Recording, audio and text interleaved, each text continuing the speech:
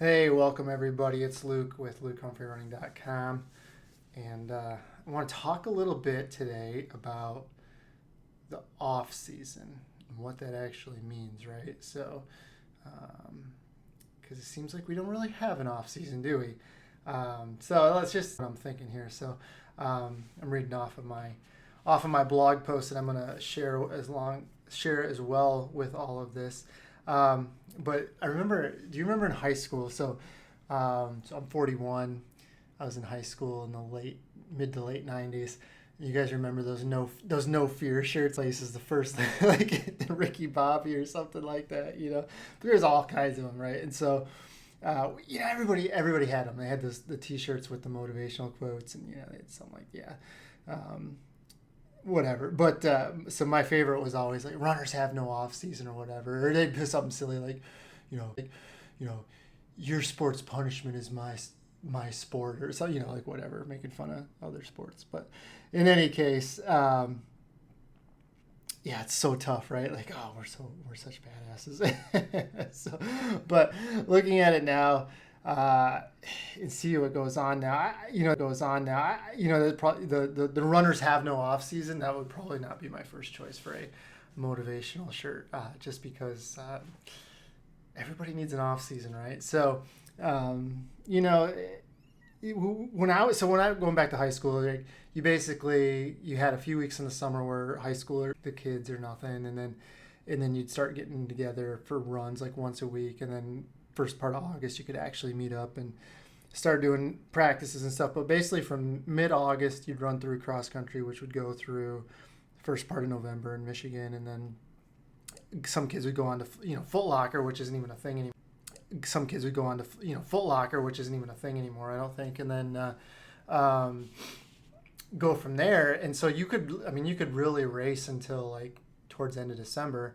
And then I went to a very small rural high school, and indoor track wasn't senior year of high school. And then they had these all the colleges would host indoor meets, right? So it'd be big fundraisers for the university, and then kids got to run indoors. And then they'd have like a faux state championship, in late February. So then you'd go into track, right? So you'd basically go from mid-August through late fall into cross country, and then you jump right into indoor, and then you jump right into outdoor season.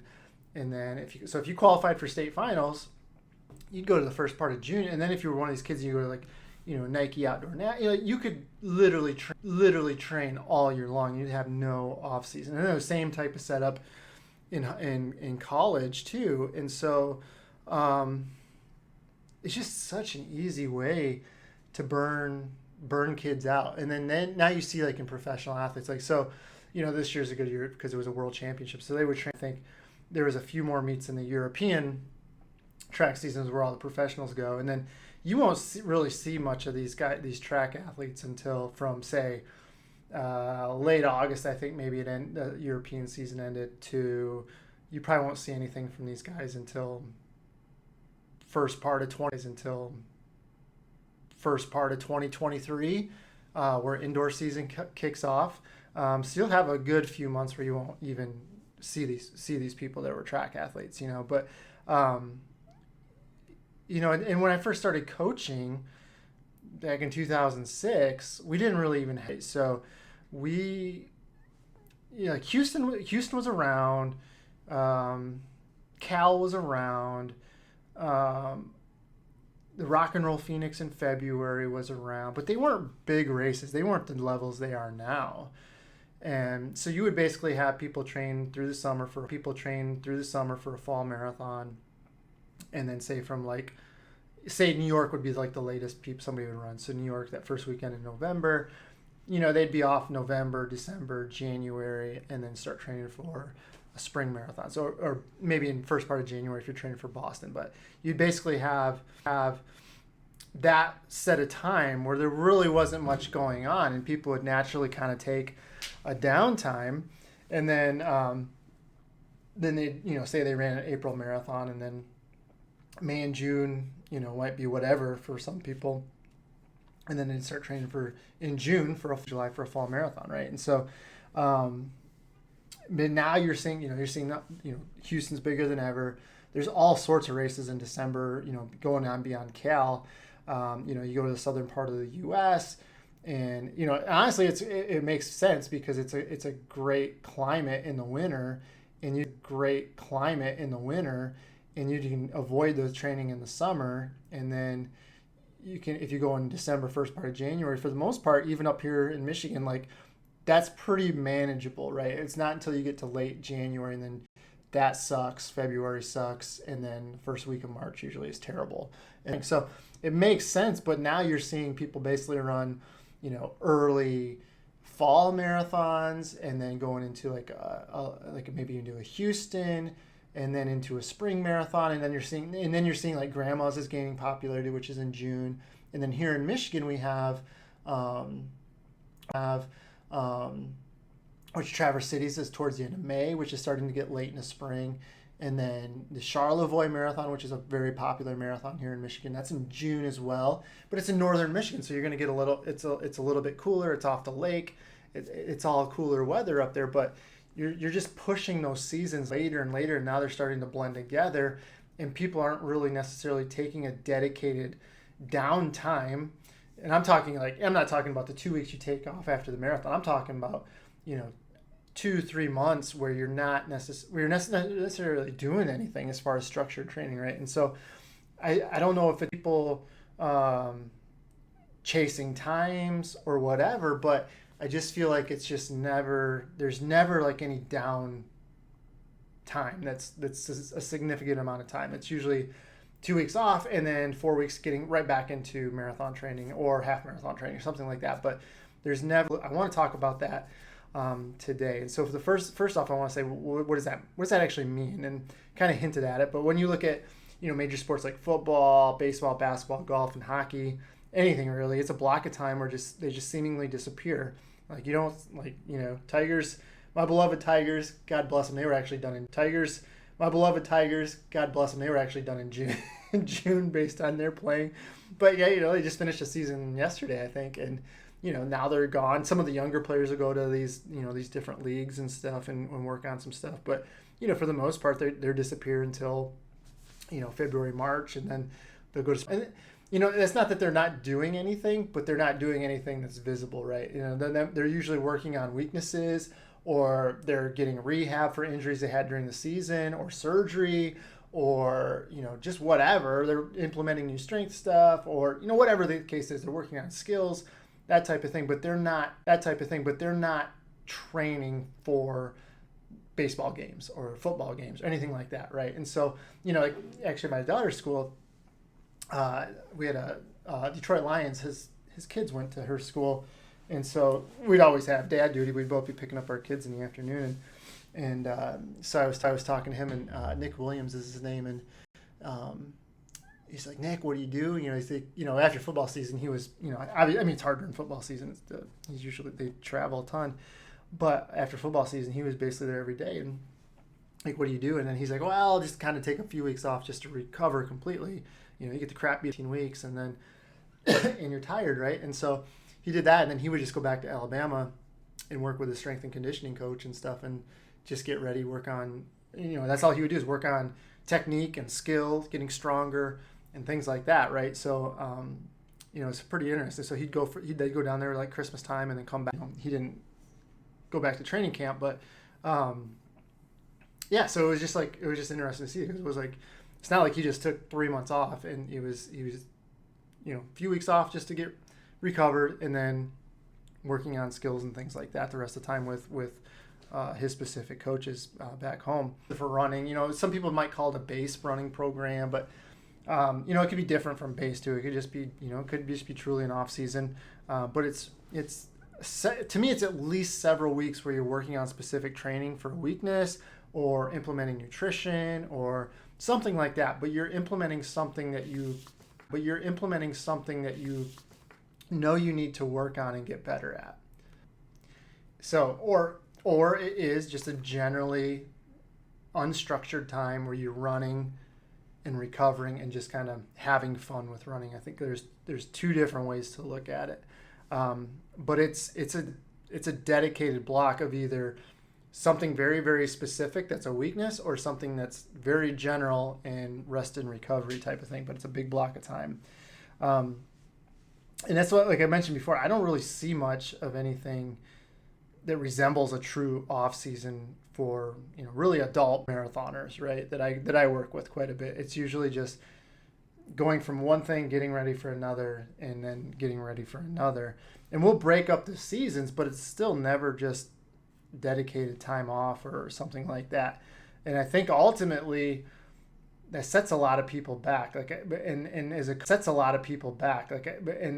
coach, it's hard. And I honestly, something I probably need to put my foot down more with is just really dictating that to people. Like, okay, well, your nutrition was terrible. We need to take 2 months and just work on your nutrition, right? And get that to be a point that's no longer a weakness for you, or something like yourself compromising and saying, well, okay, well, if you do this, I'll do that. Like I'm talking to my 10-year-old, go play your saxophone for 15 minutes and I'll give you a cookie or whatever, it's like, what are you going to do? But I think you have to, like, as a coach, I think we definitely have to just say, hey, listen, like, if you truly, truly want to get better,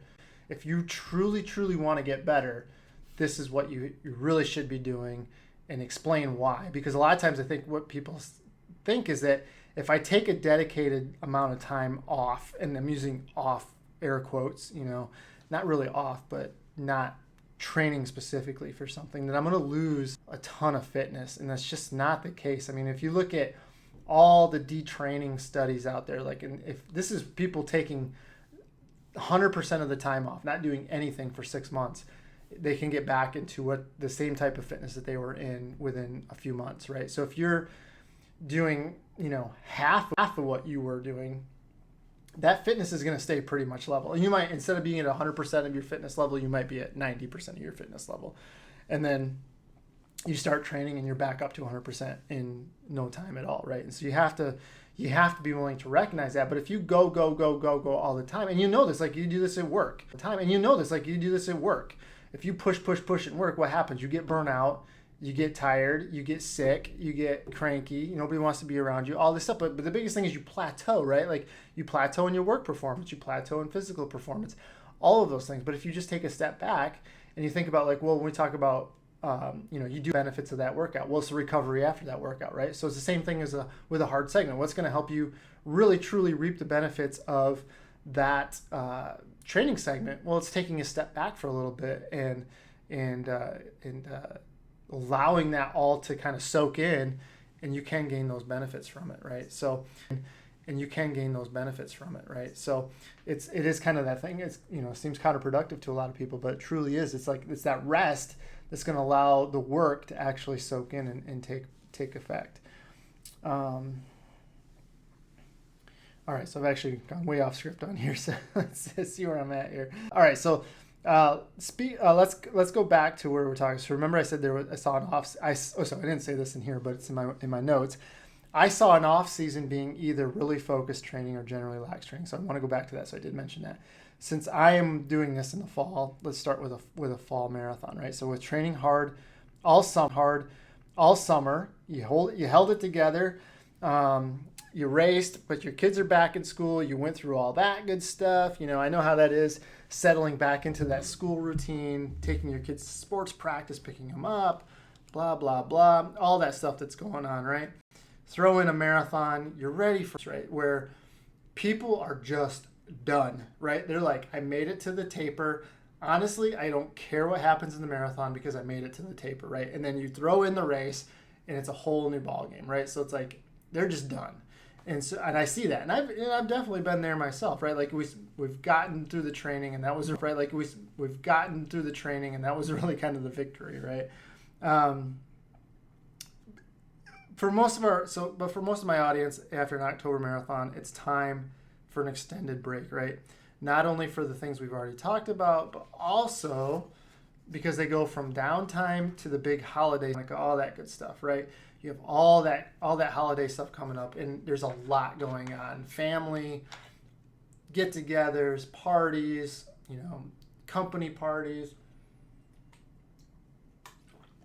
all that stuff, right? And so we've got to, it's hard to keep that balance, right? And honestly, it's hard to keep that balance, right? And honestly, if you're already super tired from the training and you just jump back into that and then try to balance all of that other stuff that's going to be happening, it usually ends up being too much. So to me, it's a perfect time to just take a break from any really structured training. You can recover. You go for 4 days a week and you go 30 to 60 minutes, maybe a long run, maybe a workout. You can maintain a very high level of fitness, right? And so specifically, I have maybe a long run every 2 weeks, maybe one workout during the week, maintain roughly 65 to 45, with most of it being easy runs, enjoyable runs. You don't even have to wear a watch if you don't want to wear a watch, right? You can just go for a run, do the loops and all that good stuff. But I just think it just does so much for mental health and recovery from that. It's just you've emotionally and mentally, you're pretty much drained after a marathon, right? And so now is the perfect time to take the time and just recharge those batteries, because ultimately you still have the school stuff. If you've got kids, you've still got all that stuff going on that's in this fall toward the end of the year. Running is a stress reliever, not another additional source of stress, and that's what I always tell my athletes. And then physically, you recovered, but you're still maintaining a very high level of fitness, right? And so you're not going to lose that much. And in reality, is you might actually be able to make another step forward once you do start training, because what was hard before is going to be a lot easier the next time around. So let's put this into practice. So let's say you ran a mid-October marathon, you take 2 weeks off for recovery, you take another 2 weeks gradually building your volume, say 50% of where you were at peak. So if you peaked at 60 miles, 30 miles a week after 2 weeks of running, from there you'd start maybe you start a 6-week base plan. That would be 40 miles a week. That would put you at about 65% of that peak volume if you were at 60 miles a week, and put you at the end of December with no real commitments to running. If you want to jump into a turkey trot, a jingle bell run, whatever you want to do, be silly with your running crew, that's the perfect time to do it. Just have fun with it. Make sure it's just fun, right? And then you can get into the new year without being overcommitted to running. The parties and the get-togethers, that's as busy as you want to make it. And hopefully you're ready to get back out there, right? Like if you're not really excited to be training and you just jump right into it, that's another thing. Like it's not going to end well. If you take that time, you get that itch back to run another marathon and really train for a marathon. Kind of forget about the pain of the marathon you just did, right? And then you're a lot more motivated, and so that'll help out big time in the spring. It's fine when we try to push too hard through this time frame, we lose interest later on. If we start a segment already depleted and mentally and a little bit physically, then it's hard to stay motivated for another 4 to 5 months. And in terms of progression, it's like with doing the workouts. Like I said, it's not necessarily the workout that makes you fit, it's the recovery where the adaptations take place. So taking that recovery after a hard segment is where those adaptations can fully take hold. So if you want base plans, access to all the plans, I've got links in the blog or show notes, so we'll go ahead and take a look at those. The second scenario is where we really weakness or even non-existent in our training. Big area for a lot of the athletes I work with is overall speed. And in the winter, it doesn't really make sense for people who are dealing with cold, snow, and wind for a few months, right? Like it's just not probably the best time to work on our overall speed. But if they ran a spring marathon, the idea of starting a marathon and training again in June is not really a big motivator either, really. So a good time to reduce volume, increase intensity is after a spring marathon, where they can do some fast stuff during the summer, where it's not going to be as hard on them as doing 6-8 mile tempo runs all through June and July. Do that segment, and we talked about this a lot in the spring, right? Where do a dedicated 6 to 10, 12 week segment of just maybe like 5K training, get your 5K PR down, something like that, right? But you focus on a weakness, where if we're just doing marathon, let's face it, like on true overall speed. And with the marathon, we're not really working on speed. We're just working on speed that's fast relative to the marathon, right? We're trying to make that marathon pace feel a little bit more comfortable. Where this is a dedicated time to really work on that overall speed, get 5K PRs down, all that good stuff. 5K PRs down, all that good stuff. And if you've done just marathon segment, I would really recommend doing something like this, is working on something totally different, right? Like, because a lot of times, or even a half marathon, that is a half marathon segment. It's a little bit easier, but it really depends. It's something I would discuss with a coach. But if you've done a few marathons, you've plateaued out, and you really haven't improved after, say, the second or third marathon, this is something that I would probably look at, right? That would be the first thing I would look at. And so what you'll find a lot of times is people are trying to make a big jump in the marathon, but they're, 5K, 10K, half marathon. None of those times line up with where they want to run their new marathon time at. So if we can get those closer to where they should be in terms of, having a fighting chance of getting to the, makes it so much easier. It's not so intimidating when you're doing it. And it just, it's, if you're looking to run,